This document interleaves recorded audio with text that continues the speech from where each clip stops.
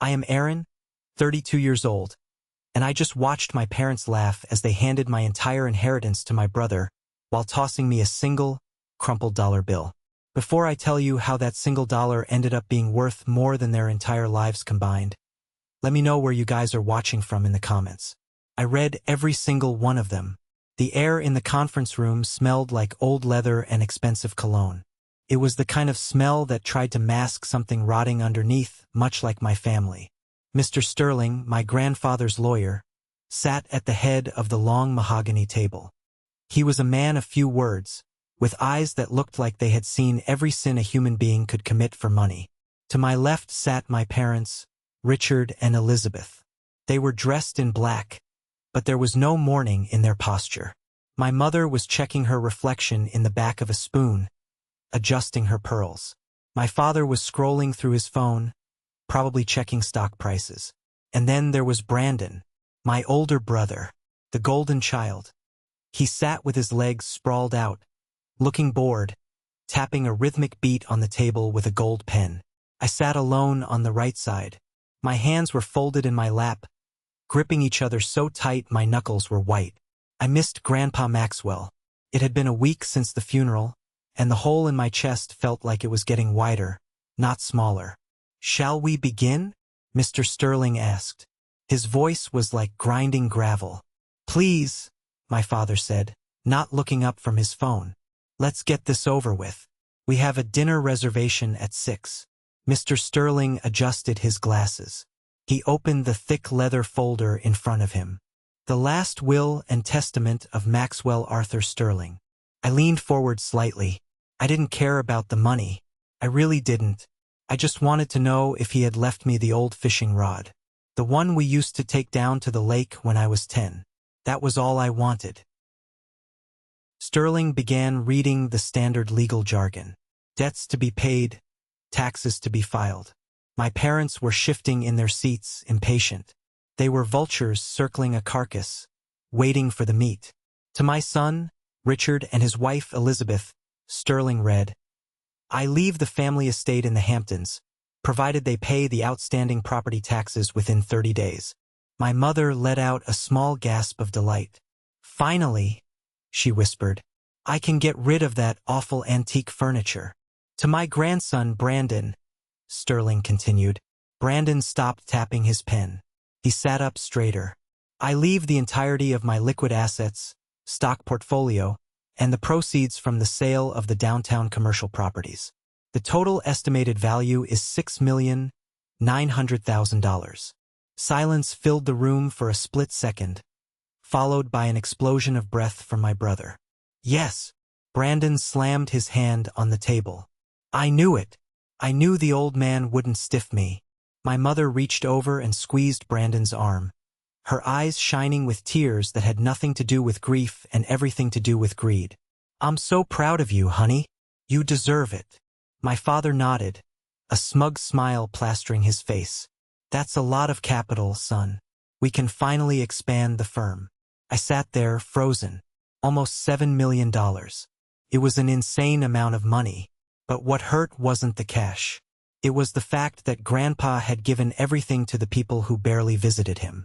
The people who complained when they had to drive him to chemotherapy. "And finally," Sterling said, his voice dropping an octave. He looked directly at me. His expression softened, just a fraction. "To my grandson, Aaron." My heart hammered against my ribs. "To Aaron," Sterling read, "I leave the contents of this envelope." He slid a small, white envelope across the polished mahogany. It looked thin, empty. My mother snickered. It was a cruel, sharp sound. "Go on, Aaron. Open it. Maybe it's a gift card to Home Depot, since you love playing in the dirt so much." I ignored her. My hands were trembling as I picked up the envelope. I tore the seal. Inside, there was a single piece of paper. A banknote. I pulled it out. It was a $1 bill. Old, wrinkled, and soft to the touch. My father burst out laughing. It was a loud, barking laugh that echoed off the walls. $1? He left you $1. Brandon was wiping tears of laughter from his eyes. "Oh man, that is rich. That is classic Grandpa." He always said you needed to learn the value of money, Aaron. Guess he wanted to start you off small. My mother leaned forward, her face twisted in a smirk that I will never forget. $1 for a 1-cent son. It's fitting, really. Some kids just don't measure up, Aaron. You never had the head for business. Grandpa knew that. He didn't want you to squander his legacy. The humiliation burned my skin. I felt my face going hot. I looked at the dollar bill in my hand. It was just a regular George Washington. Nothing special. No secret message written in ink. Just $1. Is that it? I asked, my voice barely a whisper. Mr. Sterling looked at me with an intensity that made me pause. That is the entirety of the bequest for you, Aaron. $1. And this note.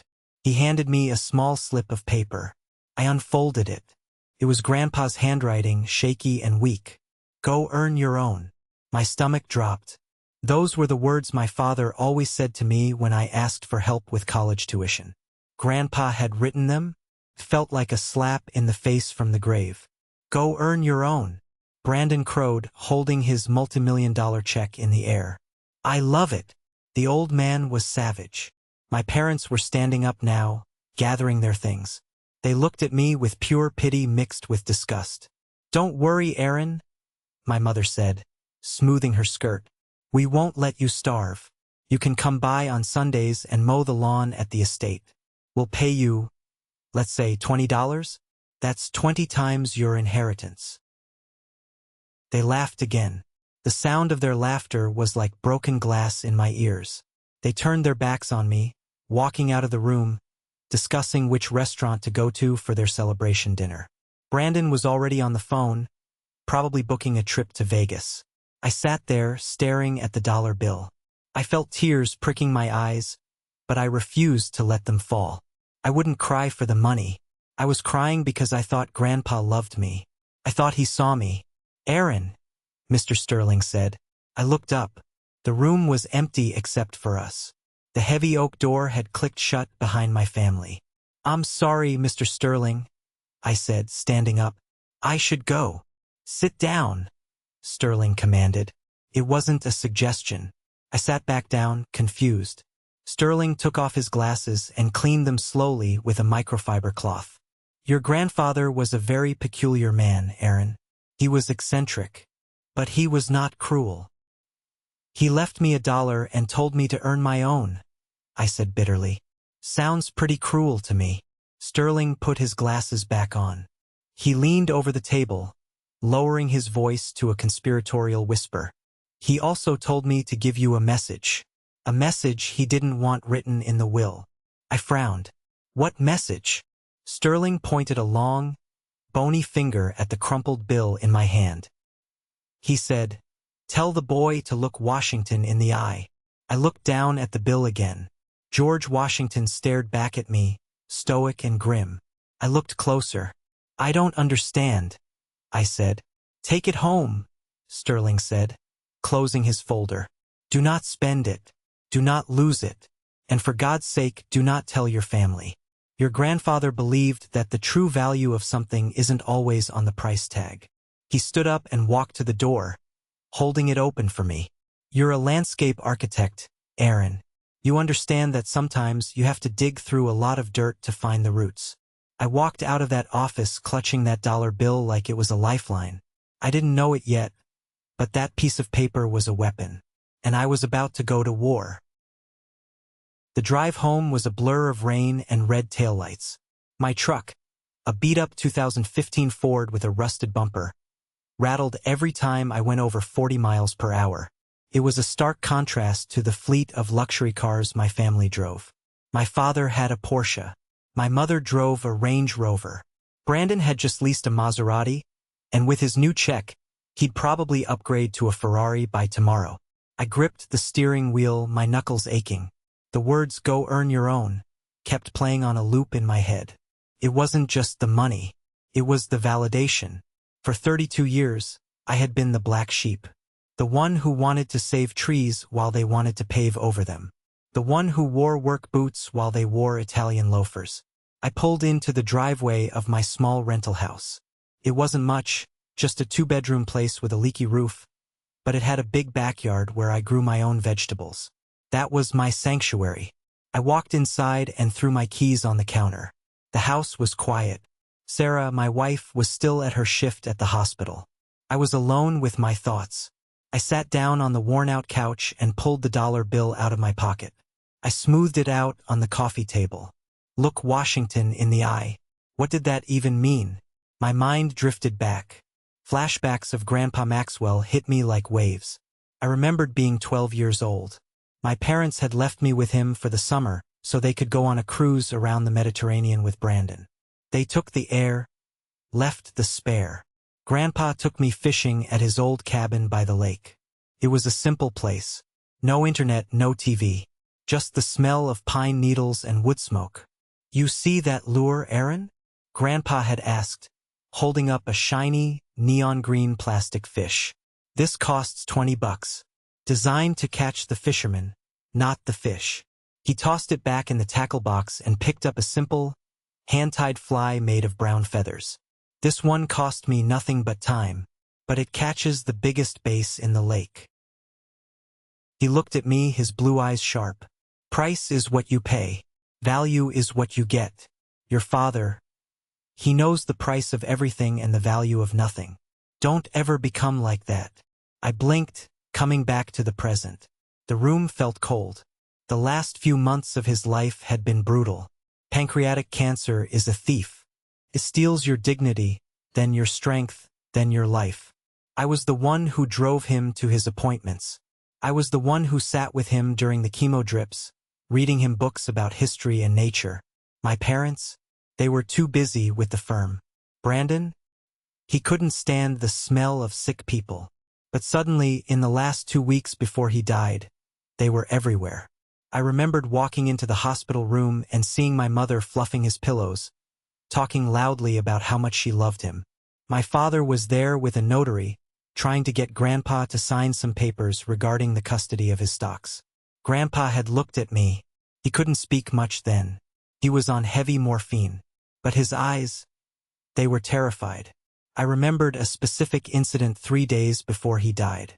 I had walked in and found my father arguing with Dr. Roberts in the hallway.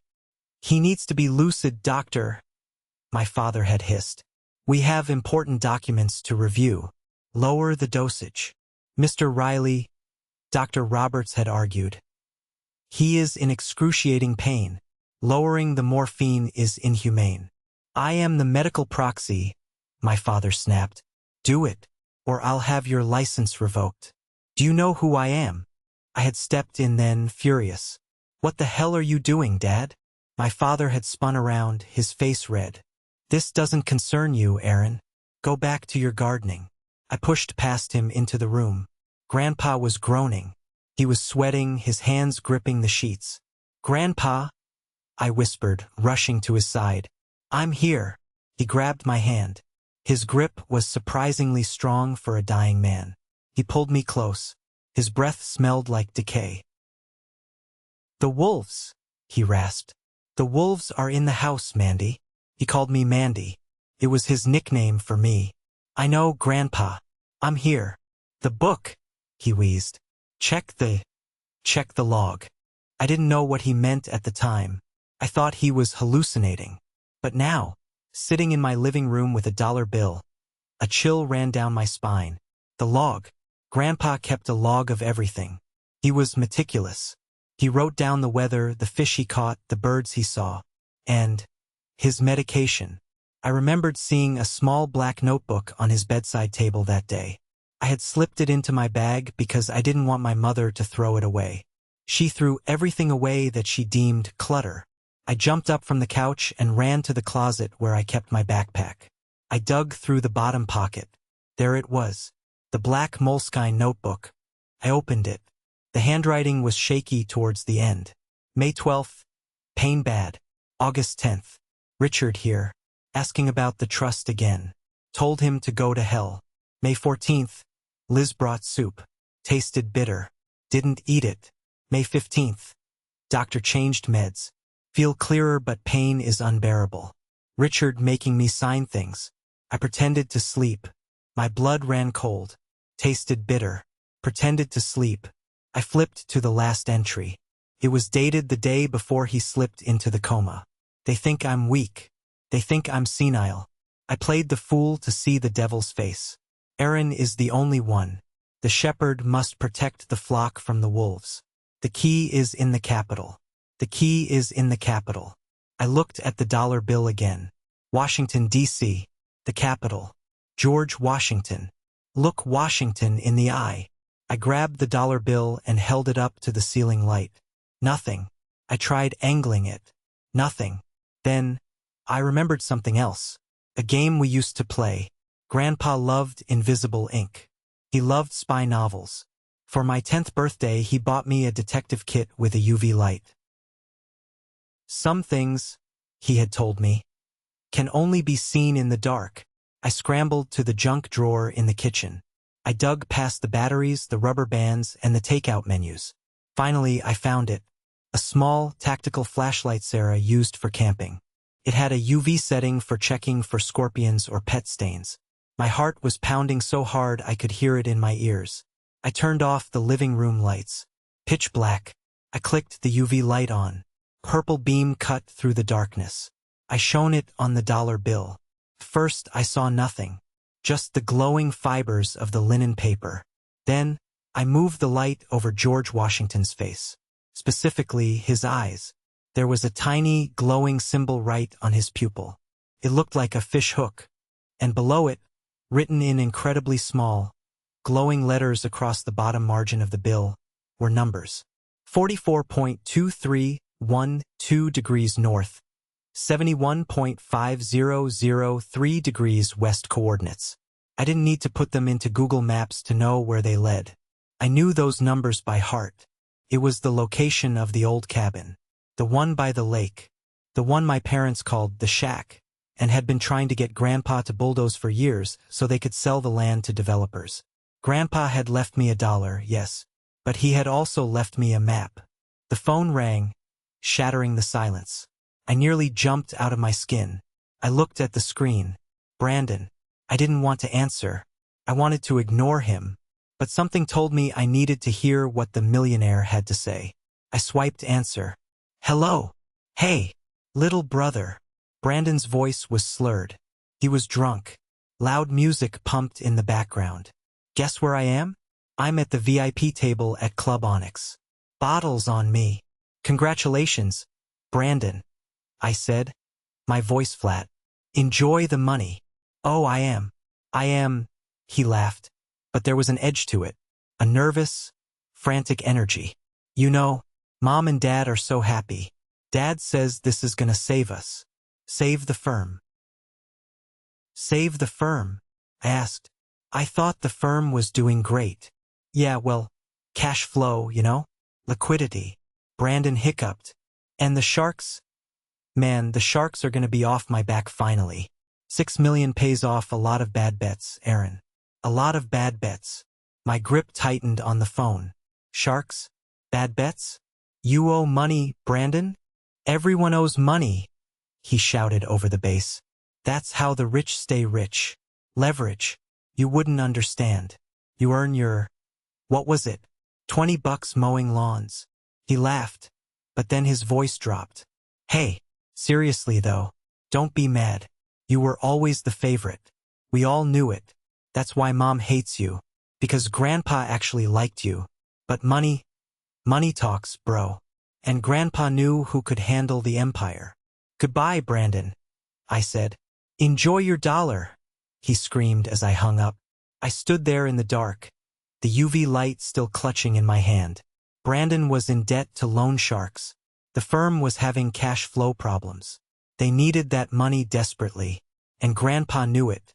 I played the fool to see the devil's face. He gave them the money. Why? To save them? Or to trap them? I looked at the coordinates again. I grabbed my coat.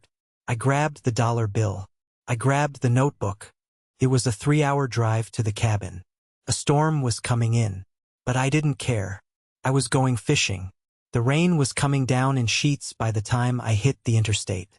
My windshield wipers were fighting a losing battle, slapping back and forth rhythmically like a metronome counting down time. My mind was racing faster than the truck.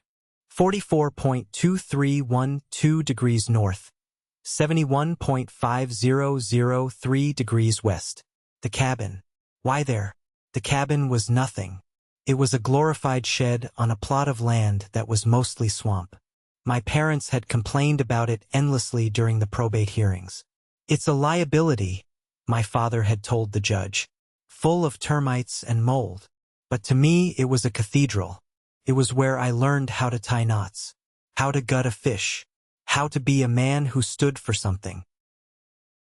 My phone buzzed on the passenger seat. A text from Sarah. Shift ended early. Where are you? The house is empty. I hit the voice-to-text button. Going to Grandpa's cabin. Found something. Explain later. Love you. She replied instantly. Be careful. The roads are bad. Sarah was the only reason I hadn't lost my mind years ago. She was a nurse, grounded and practical. When my family made me feel small, she made me feel 10 feet tall. They use money to keep score, she always told me. You use your hands to build life. You win. I pushed the accelerator. The old Ford groaned but complied. As I drove deeper into the woods, the cell service dropped to 1 bar, then 0. I was off the grid. Just how Grandpa liked it. I started thinking about Brandon's phone call. The sharks are gonna be off my back. Brandon had a gambling problem. We all knew it, but my parents swept it under the rug. They called it high-risk investment enthusiasm. When he lost $50,000 on sports betting in college, my father paid it off and called it a tuition fee for life. If Brandon owed money to real loan sharks, dangerous people, that $6 million wasn't an inheritance. It was a ransom payment. And Grandpa? He must have known. He had eyes everywhere. He used to hire private investigators just to check the background of his gardeners. There was no way he didn't know his golden child grandson was drowning in debt. So why give him the money? Why feed the addiction? Unless the money wasn't the gift. Maybe the money was the bait. I turned off the paved road onto the gravel track leading to the lake. The truck bounced violently. Mud splashed up against the windows. Suddenly, I saw headlights in my rearview mirror. I squinted. Who else would be out here in this storm? The lights were high up. A truck or an SUV. They were gaining on me fast. Paranoia spiked in my chest. Did Brandon tell someone I was coming? No, I hadn't told him. Did my parents know? I sped up. The gravel was slippery. The tail of my truck fishtailed. I corrected it, my heart hammering. The vehicle behind me flashed its high beams. Blinding white light filled my cab. I slammed on the brakes and swerved into the small clearing near the trailhead. The vehicle behind me roared past. It was a black Escalade. Tinted windows. It didn't stop. It just tore down the road toward the highway. I sat there for a moment, breathing hard. Just a coincidental speeder? Or was I being watched? The wolves are in the house, Mandy. I waited 5 minutes until my pulse settled, then crept the truck down the last mile to the cabin. The cabin looked like a dark beast crouching against the stormy sky. No lights. The windows were boarded up, my father's doing, probably, to keep squatters out until he could sell the land. I grabbed my flashlight and the tire iron from under my seat. I didn't know what to expect. I stepped out into the rain. The cold water soaked me instantly. I ran to the porch. The front door was heavy oak. I reached for the key hidden under the loose floorboard. A secret only Grandpa and I knew. It was gone. My stomach dropped. Someone had been here. I tried the door handle. Locked. I went to the window. The plywood board was nailed shut, but one corner was loose. I jammed the tire iron in and pried.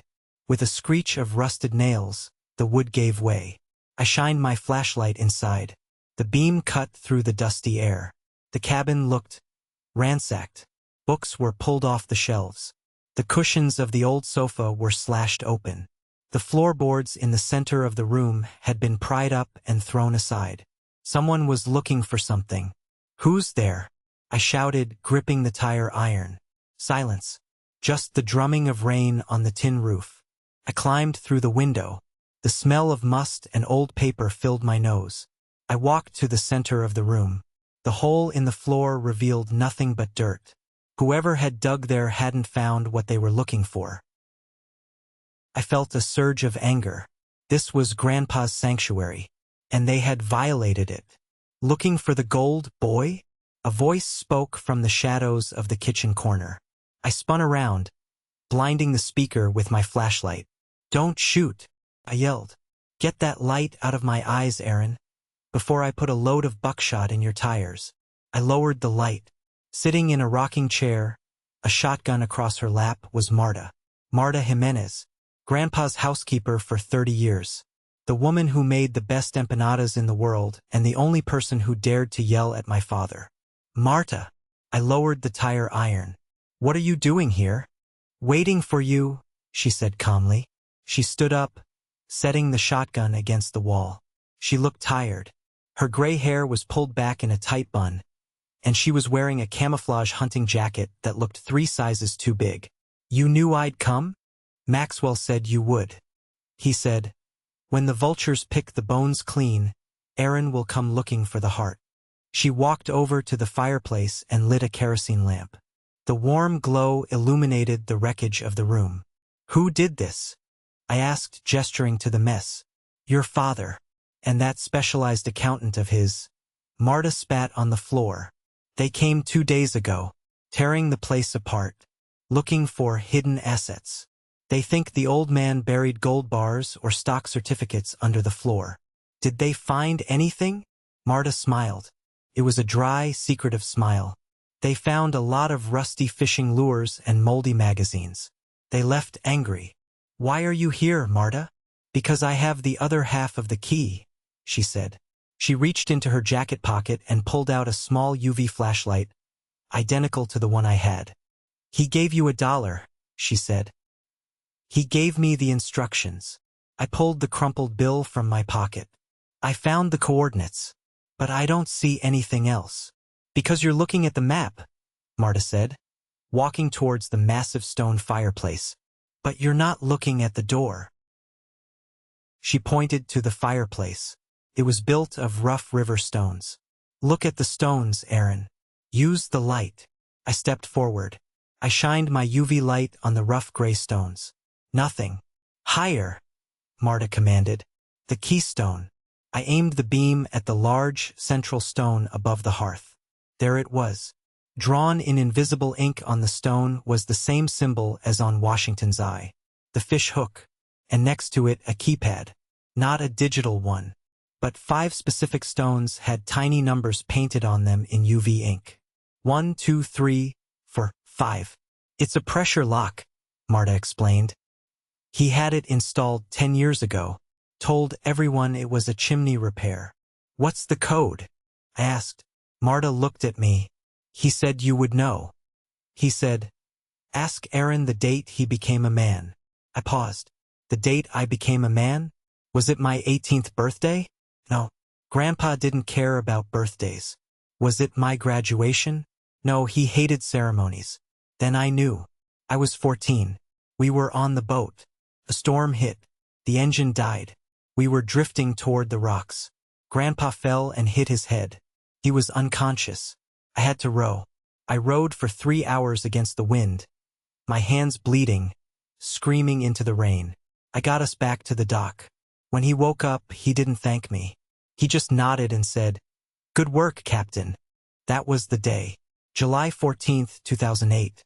0-7-1-4-0-8. I looked at the stones. There was a 07148. I pressed the stones in order. They clicked softly. A heavy grinding sound echoed through the cabin. The blackened metal plate at the back of the fireplace, the fireback, began to slide open. Behind it was a steel safe. "Holy!" I breathed. "Open it," Marta said. "It's time you saw what your family really is." The safe wasn't locked. The combination had been the stones themselves. I reached into the dark, soot-stained recess and pulled the heavy steel door open. It wasn't filled with gold bars. It wasn't filled with cash. It was filled with red accordion folders. And sitting right on top was a single silver USB drive. I pulled the folders out one by one, stacking them on the dusty floor. They were heavy.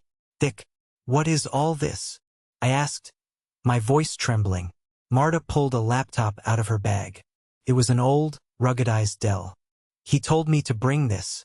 He said you'd need to see the digital proof first. I plugged the USB drive into the laptop. A single video file popped up. Title, The Last Will, The Real One. I clicked play. Grandpa Maxwell's face filled the screen. He looked terrible. Gaunt, pale, tubes in his nose. This must have been filmed right before he went into the hospital for the last time. But his eyes were sharp, burning. Hello, Mandy. The video version of Grandpa wheezed. Tears pricked my eyes instantly. If you're watching this, you figured out the dollar. Good boy. I knew you were the only one with the patience to look past the surface. He coughed, a wet, rattling sound. You're probably wondering why I gave Brandon the millions and gave you a piece of paper. It's because Brandon and your parents are addicted to the harvest, but they don't know how to plant. They see money as a fruit to be eaten. You see it as a seed to be sown. He leaned closer to the camera. The money I gave Brandon, it's cursed, Aaron. It's poisoned fruit. I exchanged a confused look with Marta. For the past 5 years, your father and mother have been managing my accounts, Grandpa continued. Or so they thought.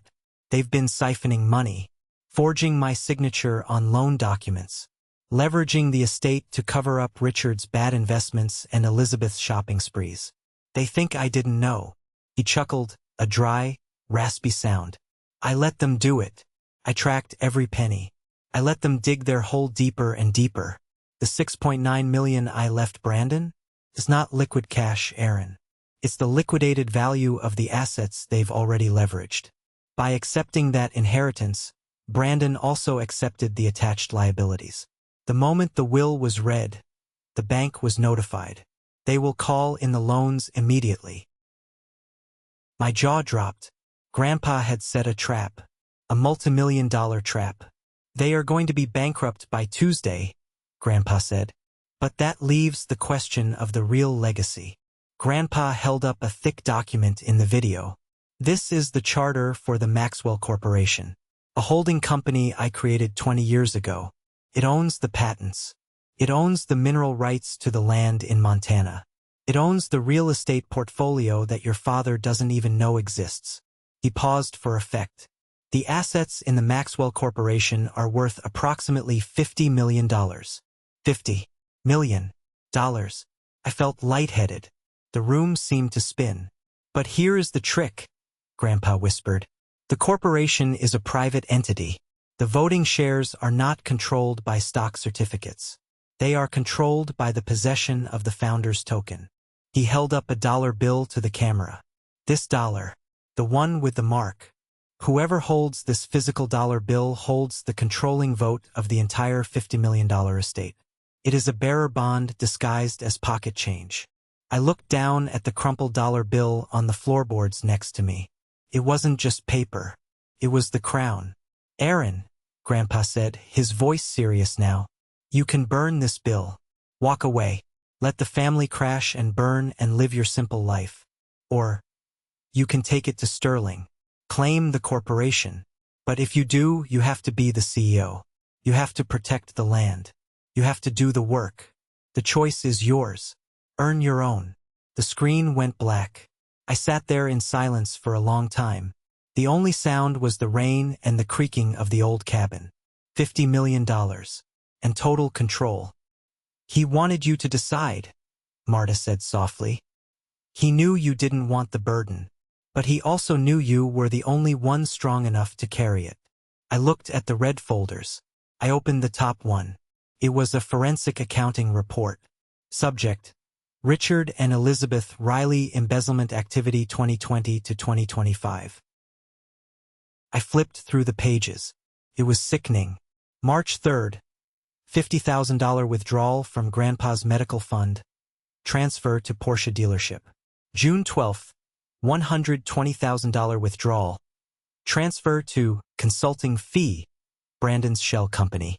August, forged signature on mortgage refinance. They were stealing from a dying man. They were stealing from their own father while he lay in bed in pain.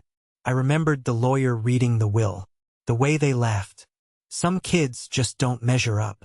They weren't just greedy. They were criminals. And they had tried to drug him into submission. I looked at the dollar bill again. I picked it up. Felt heavier now. "What are you going to do?" Marta asked. I stood up. I brushed the dust off my jeans. The anger I felt earlier had crystallized into something cold and hard. It wasn't rage anymore. It was duty. "I'm going to finish the job," I said. Grandpa played the fool to see the devil's face. Now the devil is going to see mine. I looked at Marta.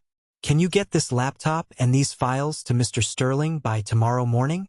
"I can have them there by 8 a.m., she said. "Good," I said. "I'm going to call a family meeting." The next morning, the sky was a bruised purple, clearing after the storm. I stood in the lobby of Sterling and Associates. I hadn't slept.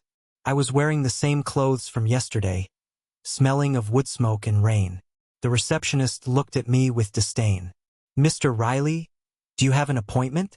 "Tell Mr. Sterling I have the dollar," I said. 2 minutes later, I was in his office.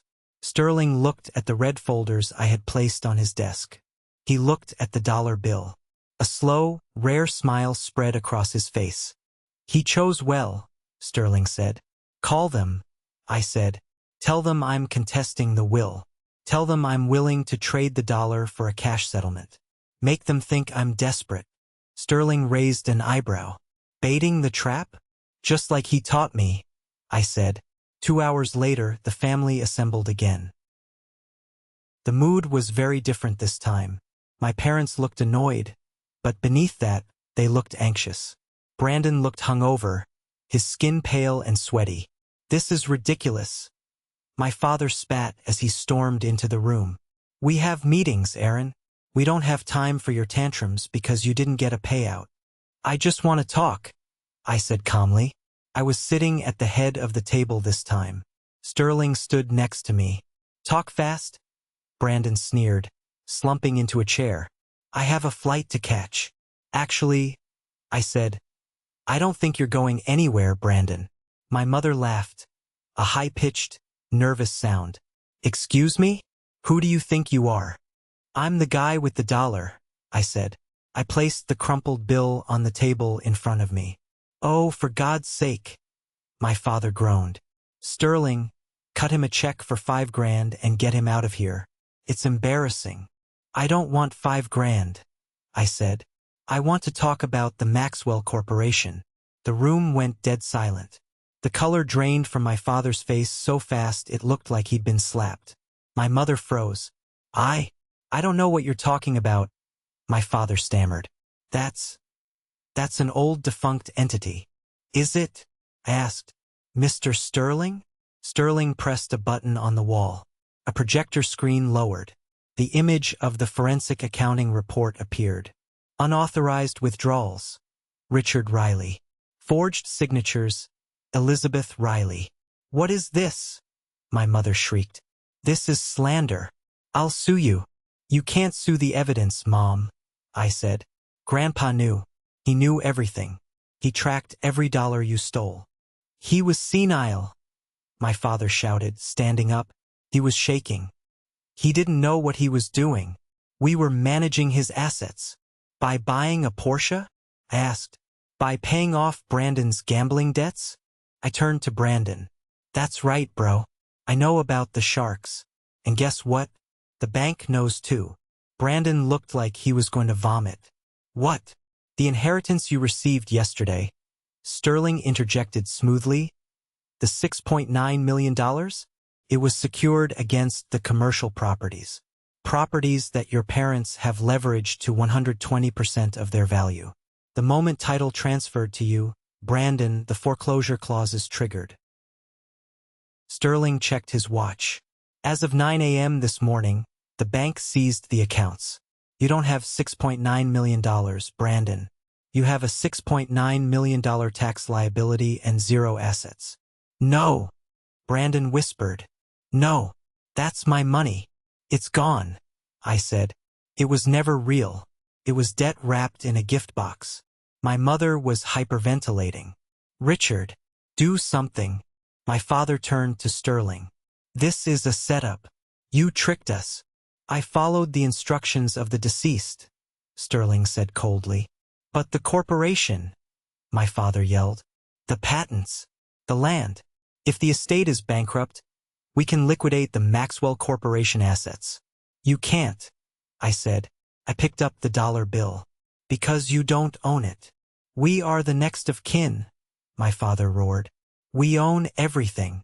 Read the bylaws, Richard, Sterling said. The Maxwell Corporation is a blind trust. Voting power resides solely with the holder of the founder's token. The what? My mother snapped. The token, I said. I held up the dollar bill. I pointed to the eye of George Washington. The one with the mark. I stood up. This dollar bill is the legal deed to the $50 million estate. And I hold it. The silence that followed was heavy enough to crush bones. My mother stared at the dollar bill. Her eyes went wide. Her mouth opened, but no sound came out at first. Then, she screamed. No, that's impossible. It was a primal scream of pure loss. Not loss of a loved one. Loss of power. You? She screeched, lunging forward. You worthless gardener. You think you can take this from us? Give it to me. She tried to grab the bill. Sit down, Elizabeth, Sterling barked. It was the first time I'd ever heard him raise his voice. My mother collapsed into her chair, sobbing hysterically. It's not fair. We did everything. We waited. We waited so long. You waited for him to die, I said. I waited for him to get better. My father looked at me. His arrogance was gone. He looked old, defeated, and then he played his final desperate card. Aaron, he said, his voice trembling. Son, please, you have to help us. If the bank takes everything, we go to jail. The fraud, they'll find the paperwork. We'll lose the house. We'll lose the reputation. You should have thought of that before you forged his signature, I said. We did it for the family, he pleaded. To keep up appearances.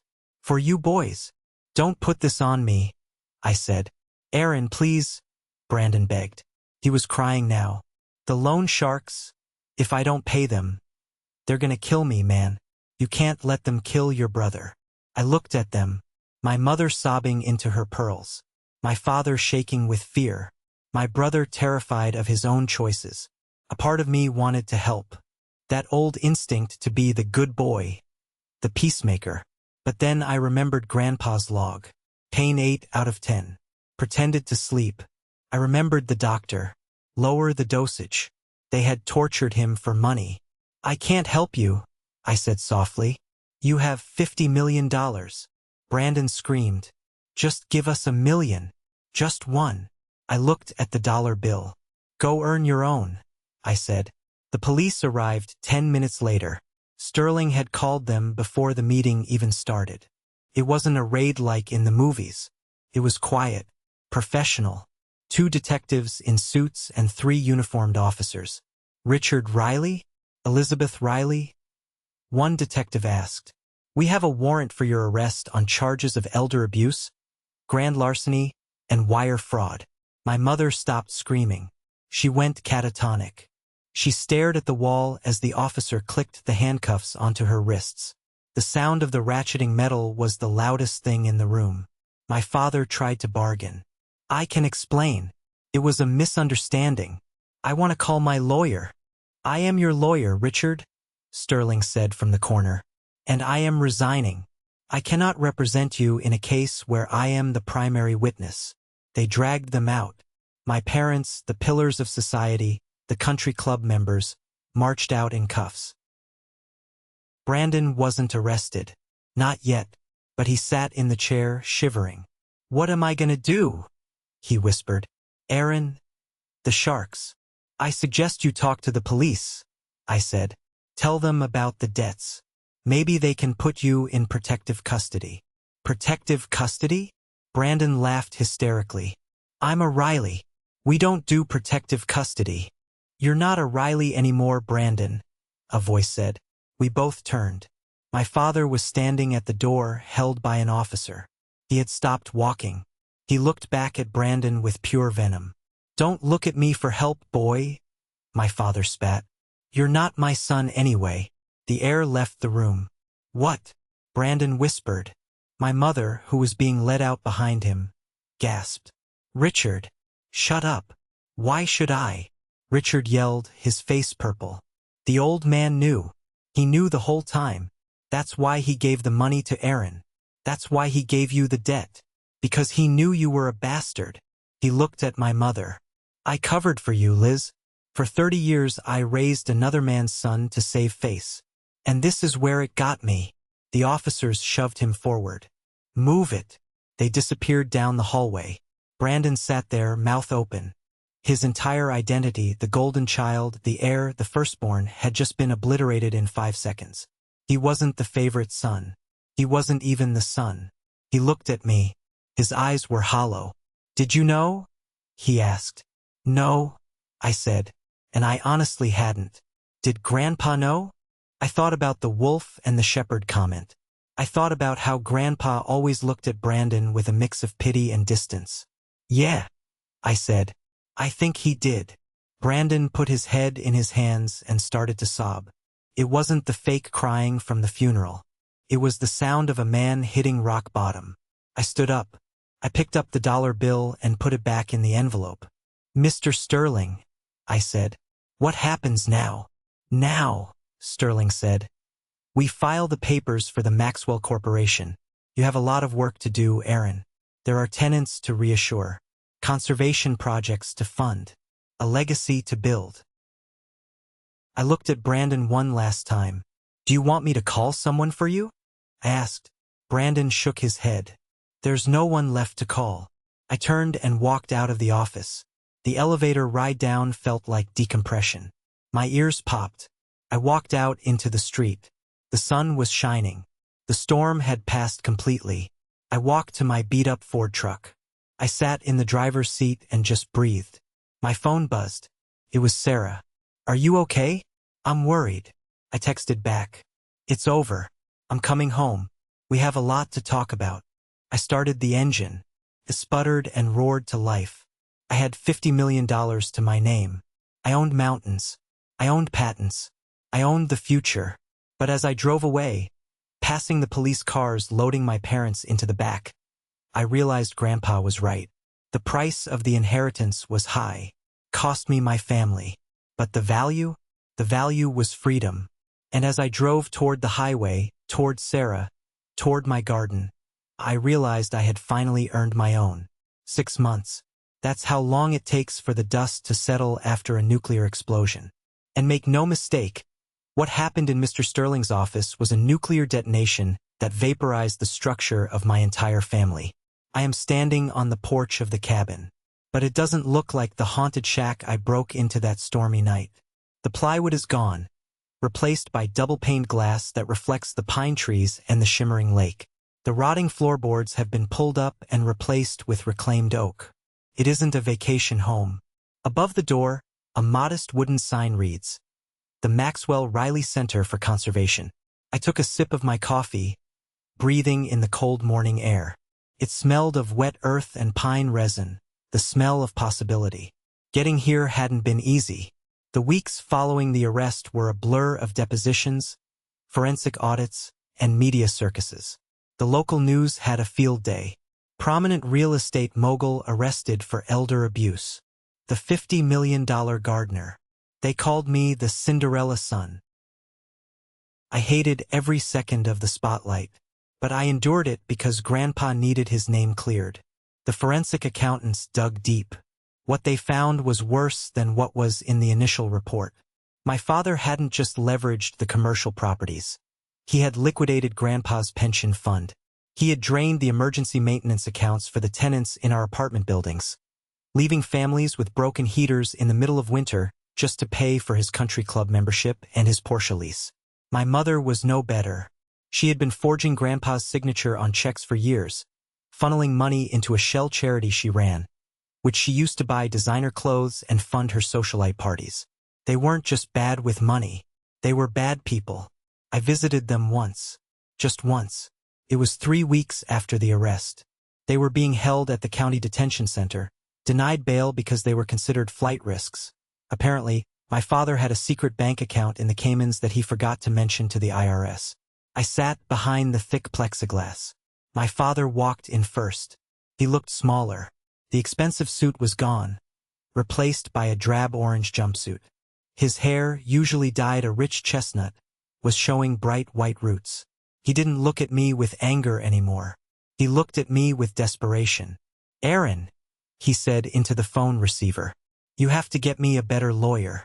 The public defender is an idiot. He says I'm looking at 10 to 15 years. You committed fraud, Dad," I said calmly, "and elder abuse. I took care of him," he snapped, a flash of the old arrogance returning. "We gave him the best doctors." "You drugged him," I corrected. "We have the logs. We have Dr. Roberts' testimony. He flipped on you to save his medical license." My father flinched. He looked down at his hands. "What about your mother?" "She's not doing well, Aaron. She's having a breakdown.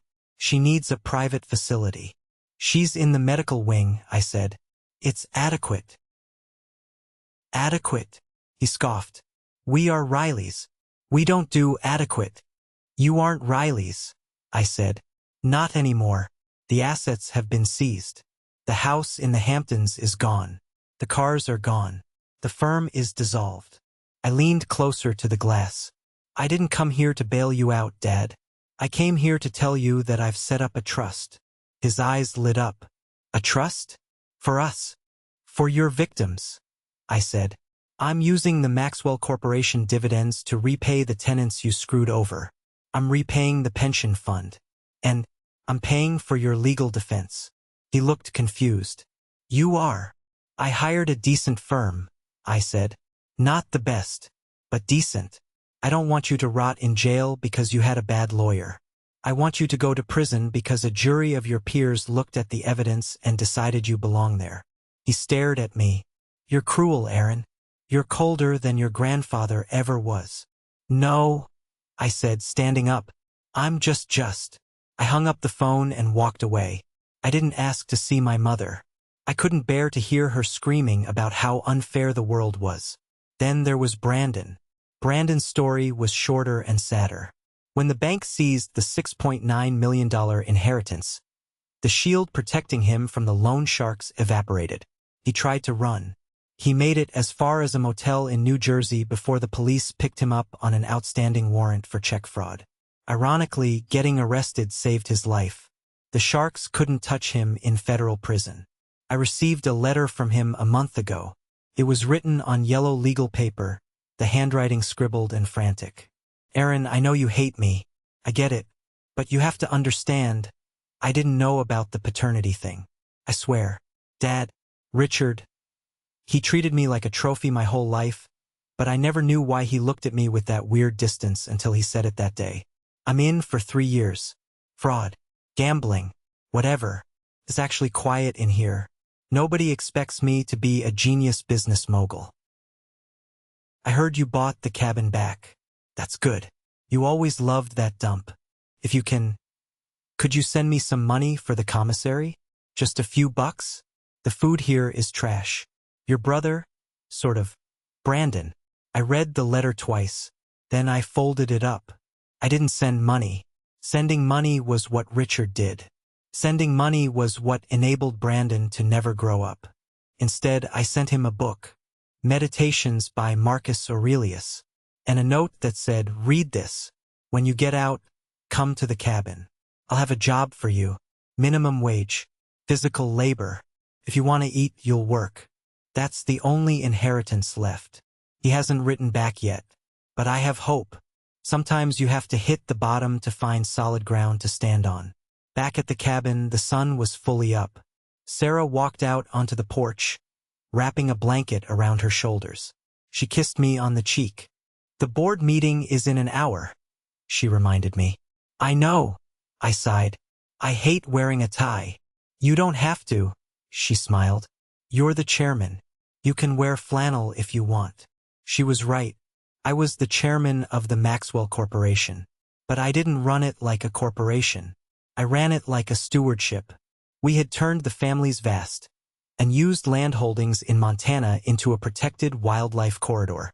We were funding scholarships for kids who wanted to study environmental science but couldn't afford college. Kids who were told they didn't measure up. But the most important discovery happened only yesterday. I was cleaning out the last of the boxes from the safe, preparing to move the archives to a secure facility. At the very bottom of a box labeled Tax Returns 1998, I found a small, cream-colored envelope. Simply said, "For Mandy." My hands shook as I opened it. It wasn't a legal document. It wasn't a confession. It was a letter. "My dearest Mandy, if you are reading this, the storm is over. The lawyers have gone home, and the silence has returned. I want you to know something that I never said out loud, because I knew it would make your life harder while I was alive. Your parents and your brother, they loved the idea of me. They loved the power I held. But they never loved me. You were the only one who never asked for a dime. You were the only one who came to the cabin just to fish. You were the only one who sat by my bed and read to me when I couldn't speak. I gave you the dollar not because I wanted to test you, but because I wanted to protect you. I knew that if I gave you the money directly in the will, they would destroy you.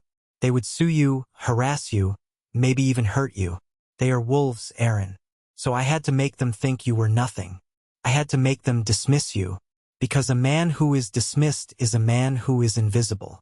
And an invisible man can move mountains. The money is not the reward, Aaron. The reward is the freedom to be who you always were. You are the shepherd now. P.S. There is a loose floorboard under the bed in the guest room. I hid a bottle of 1965 scotch there. Drink it. You earned it. Love, Grandpa. I sat on the porch step and wept. Not out of sadness, but out of relief. The burden of wondering why the dollar, why the humiliation, finally lifted. It was a strategy of love. He had played the villain to save the hero. I wiped my eyes. Sarah sat down next to me and squeezed my hand.